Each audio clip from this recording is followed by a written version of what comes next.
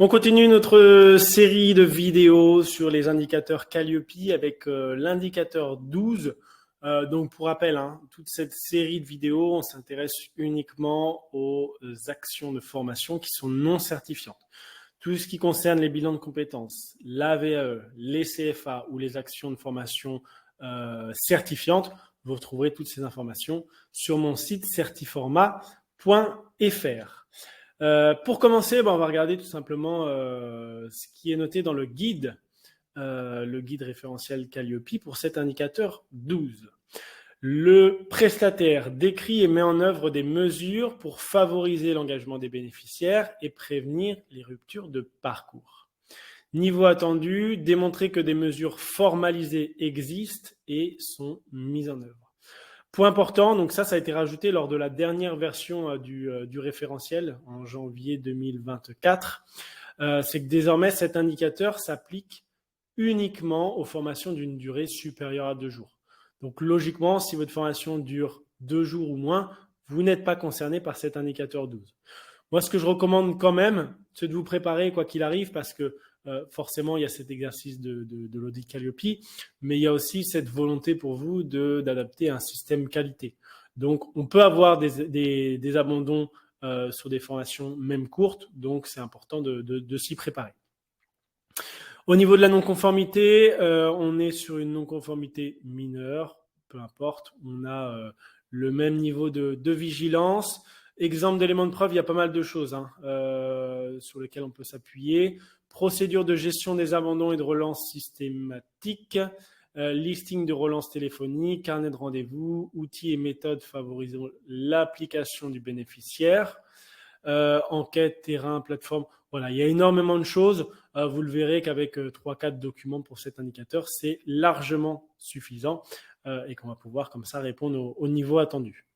Obligations spécifiques pour les CFA, ça ne nous intéresse pas. Exemple de preuve pour des formations en alternance, ça ne nous intéresse pas non plus, dans le cadre de cette vidéo du moins.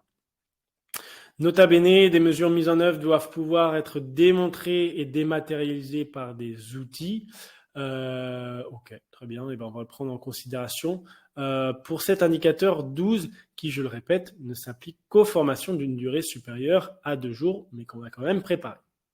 Si je reviens sur le document de présentation, donc c'est un indicateur, je ne sais pas si vous l'avez compris, mais qui se divise en 2 parties. Première partie, vous devez démontrer que des mesures pour favoriser l'engagement des bénéficiaires et prévenir des ruptures de parcours sont formalisées et mises en œuvre.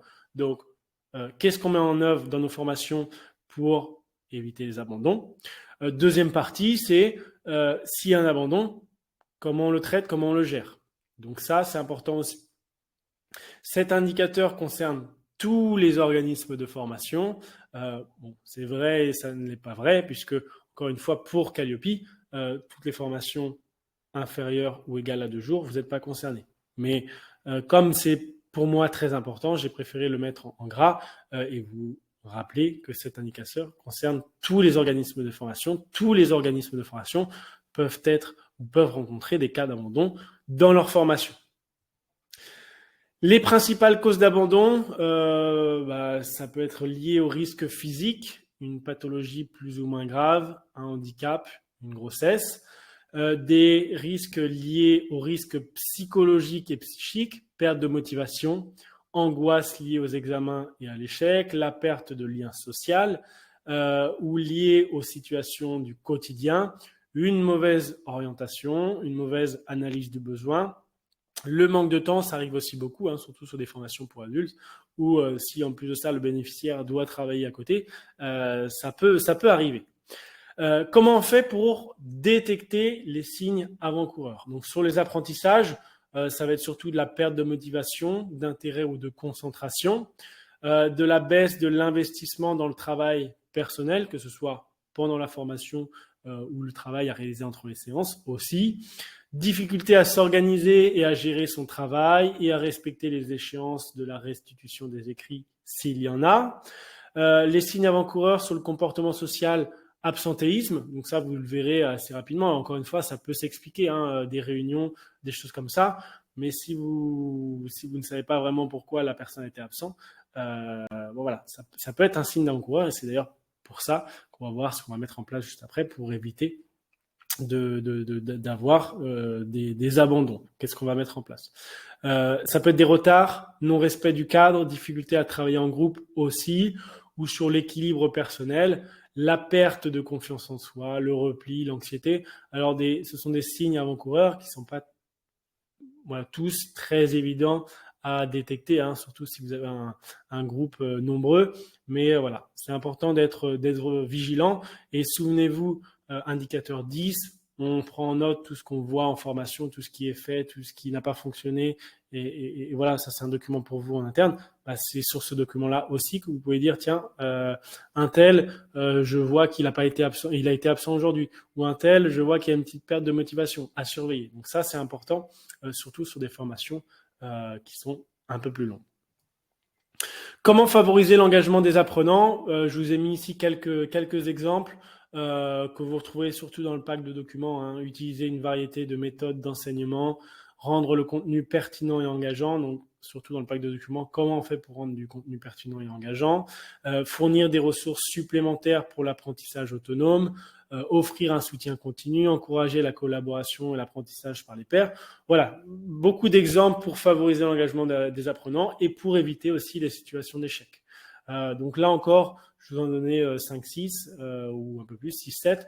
Vous verrez que dans le pack de documents, il y en a une vingtaine aussi, et c'est à vous de sélectionner, à vous de travailler sur quelques mesures comme ça pour favoriser l'engagement des apprenants et pour éviter des situations d'échec.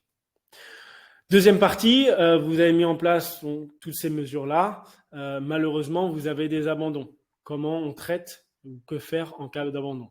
Si l'abandon résulte d'une cause personnelle propre à l'apprenant, vous n'allez pas pouvoir y faire grand-chose. Entre guillemets, aucune remise en question pour l'organisme de formation. Il suffit simplement d'assurer la traçabilité. Pourquoi? Parce que l'amélioration continue, si on se rend compte quand même que c'est souvent la même cause, il y a peut-être quelque chose à faire pour éviter que les abandons se reproduisent par la suite.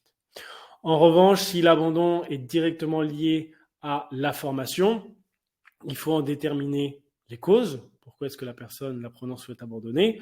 Éventuellement proposer une solution en adéquation avec les causes invoquées, donc proposer des aménagements, des adaptations, proposer des alternatives aussi, et toujours assurer la traçabilité. Quoi qu'il arrive, on assure la traçabilité pour indicateur 32, donc qui concerne l'amélioration continue. Qu'est-ce qu'on met en place pour éviter que ça se reproduise par la suite? Comment je peux vous aider donc à travers les documents du pack Certiformat? Pour répondre à cet indicateur 12, donc comme je vous ai dit, plusieurs documents formalisation avec une vingtaine d'exemples sur qu'est-ce que vous pouvez mettre en place pour éviter les situations d'échec, pour favoriser l'engagement des apprenants. Il y a aussi une étude ou une synthèse d'études scientifiques qui est plutôt sur les écoliers, enfin l'école primaire, comment faire en sorte pour que les écoliers puissent être motivés à suivre les cours. Donc, on peut faire le parallèle aussi avec les formations pour adultes. Je vous laisserai faire ce parallèle-là. Il y a un process abandon, guide d'entretien des abandons. Donc ça, dès que vous tentez de récolter le pourquoi, il faut le formaliser. Entretien le 10 septembre avec Maxime Pellerin. Il n'est pas venu et il souhaite abandonner pour telle raison. On assure la traçabilité, amélioration continue pour éviter que ça se reproduise. Des outils de suivi, comme je vous disais, individuel, collectif, des feuilles d'émargement, donc ça c'est important pour Calliope, encore que c'est rarement demandé, mais c'est surtout en cas de contrôle de la DRETS ou des OPCO. C'est quand même votre objectif d'avoir des financements OPCO, donc forcément vous risquez d'avoir des contrôles, donc pour ça il faut mettre toutes les chances de votre côté pour que vous ne soyez pas en difficulté, et les feuilles d'émargement, ça fait partie des éléments de preuve à montrer. Des mails types aussi pour savoir pourquoi il y a eu une absence, qu'est-ce que vous pouvez mettre en place. Donc voilà, tous les mails types, vous retrouverez des templates directement dans le pack de documents. Pour résumer, donc, il faut formaliser des mesures pour favoriser l'engagement des bénéficiaires et prévenir les ruptures de parcours. Ça, c'est la première étape. Deuxième étape, en cas d'abandon lié à la formation, il convient de proposer des solutions et des alternatives pour éviter que ça se reproduise par la suite. Il est indispensable de garder une traçabilité des abandons pour l'amélioration continue. La traçabilité, c'est pour tout, hein. Là, j'en parle et je mets le focus sur l'indicateur 12, mais en vérité, c'est pour chacun des indicateurs. Vous devez garder trace de tout ce que vous avez fait ou tout ce que vous allez faire. Pensez aux éléments de preuve, la feuille d'abandon par exemple, les mails que vous avez envoyés, tout ça, ce sont des bons éléments de preuve à montrer le jour de l'audit initial. Mes recommandations par rapport à ça, listez les mesures que vous mettez en œuvre pour favoriser l'engagement des apprenants, pour éviter les situations d'échec. Donc pour ça, encore une fois, dans le bac de documents, vous allez trouver énormément de mesures différentes que vous pourriez mettre en place. Créer un process de gestion des abandons, c'est important. Et ça sera demandé aussi pour l'indicateur 31, on en parle plus tard. Et garder une traçabilité de tous les abandons pour l'amélioration continue, indicateur 32.